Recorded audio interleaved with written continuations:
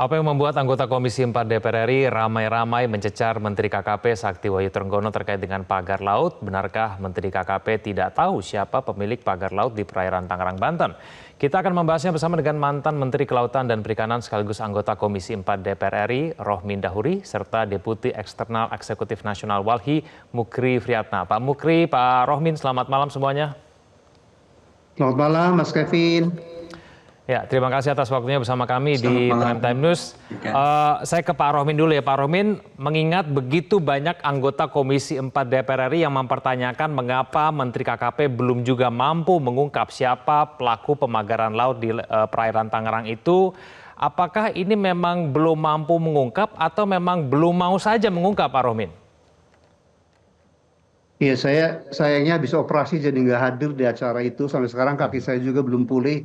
Andaikan saya hadir di rapat dengar pendapat dengan Menteri Kelautan Perikanan, sangat boleh jadi saya akan lebih geram daripada Pak Firman dan Ibu Saadah. Ya.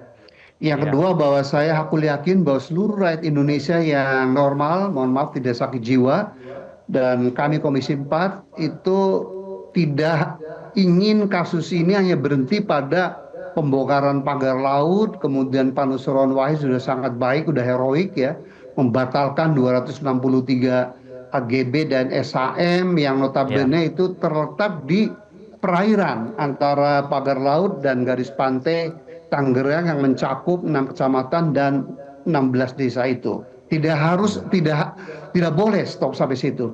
Kenapa? Kalau stop sampai situ, maka negara kita akan terus begini, miskin, negara menengah ke bawah, ya, rakyatnya banyak yang lapar, stunting, dan seterusnya.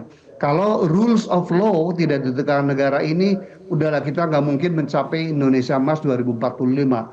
Oleh karena itu, kami Komisi 4 akan terus mendesak, ya, buat kami sesungguhnya buktinya udah terang benderang itu.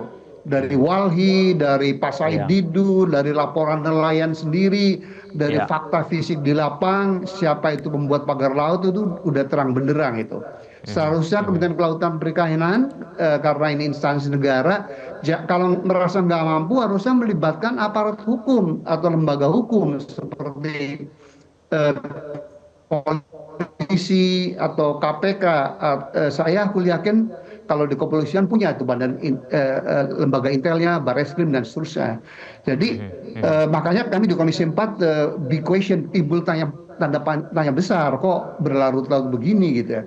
Padahal harusnya di era Presiden Prabowo yang sama-sama kita cintai, di mana beliau salah satu asta-cita itu memberantas korupsi pada akar-akarnya, sampai beliau pun akan mengejar ke Antartika, harusnya nggak boleh takut gitu. Dan mohon maaf, buat siapapun yang nanti berdasarkan proses hukum ditetapkan bersalah, nggak perlu kecil hati gitu ya. Yang penting untuk ada efek jera, dan kedepannya kita semua di negara ini, baik pengusaha, LSM seperti Bung Mukri Walhini, kemudian aparat pemerintahan, semuanya melakukan taubatan nasuha. Enough is enough. Kenapa saya bilang pengusaha juga penting, Mas Kevin? Karena betul Pak Prabowo, kalau kita ingin keluar dari jebakan negara pendapatan menengah atau miskin banyak begini, itu tumbuh harus 8%. Dan untuk tumbuh 8% secara ramah lingkungan, kita perlu entrepreneur gitu. Jadi nanti dalam proses hukum pun kami Komisi 4 akan mengawal gitu ya, bahwa hukum harus ditegakkan seadil-adilnya. Nanti kalau ketahuan siapa, ya, kita akan tetapkan dengan tidak membuat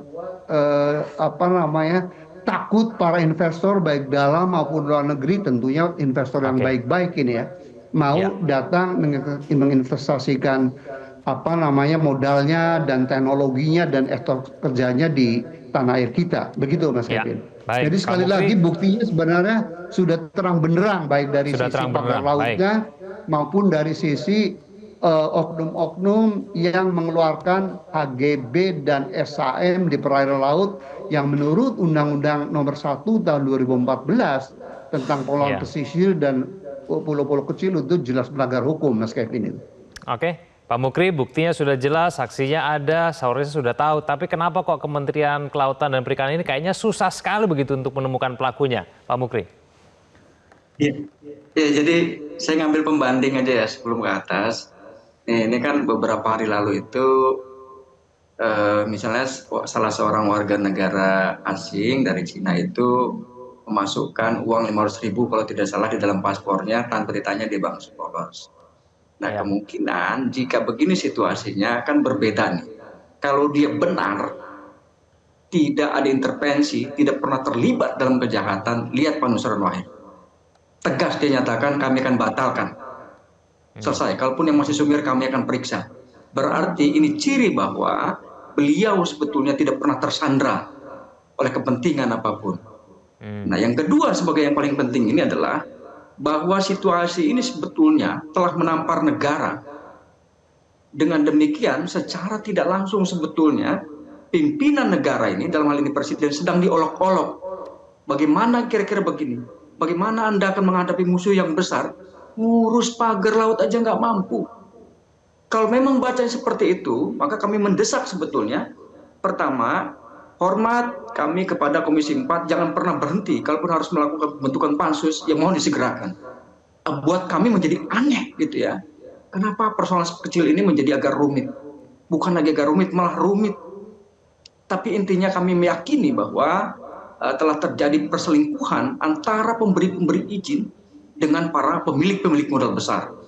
Nah, dalam hal ini kita berharap kalau juga nggak mempan, tadi seperti disebutkan oleh Prof. Rukmin, bahwa kan sebetulnya bisa aja sangat dengan mudah bisa melibatkan KPK, melibatkan unsur kepolisian, hanya untuk menyidik, ya, melakukan penyelidikan dan penyidikan terhadap siapa pelakunya. Gampang untuk dilacak, apalagi jika dihubungkan dengan temuan yang namanya HGB di atas permukaan air laut. Tidak ada yang menjadi rumit. Kami juga mengharapkan kalau memang masih rumit, dia sudah minta tolong turunkan yang namanya Badan Intelijen Strategis, BAIS. Seperti itu. Karena ini bukan cuma menampar wajah presiden, nggak punya wibawa bangsa ini. Ngurus bambu aja nggak mampu.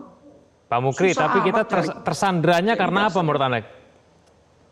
Ya, Tersandranya karena apa? Kalau kita memang ada bisa indikasi oligarki, tersandra. pemilik modal, nggak bakal bangkrut kita ini kalau tanpa satu investor yang berurusan dengan pagar laut. Insya Allah kita akan jauh lebih makmur. Justru kalau penjahat-penjahat ini dipangkas, dituntas, mereka ini seperti kutil, ngakar dia sampai ke bawah, susah walaupun di penggal atasnya akarnya masih ada. Yang kedua juga mirip seperti ya orang buduk, virus dia nyebar kemana-mana. Kasihan kepada aparat-aparat ASN-ASN yang benar. Jadi kami mengharapkan kemuliaan bangsa ini bisa terjadi, tercipta, percis seperti saya ulangi lagi, bagaimana tadi akan seperti Prof. menyampaikan, kita akan menuju generasi emas. Kalau situasinya seperti ini ngurus bambu aja nggak mampu, maka ke depan yang akan terjadi adalah bangsa ini tinggal nunggu waktu untuk runtuh dengan segala kekacauan yang ada di dalamnya. Jadi mohon dengan segera kalau kurang juga presiden turun tangan, ya sudah gerakan seluruh kekuatan negara. Kalau itu yang diperlukan. Dan ini menterinya juga ya sudahlah. Diganti aja apa masalahnya. Masih banyak orang yang lurus yang benar.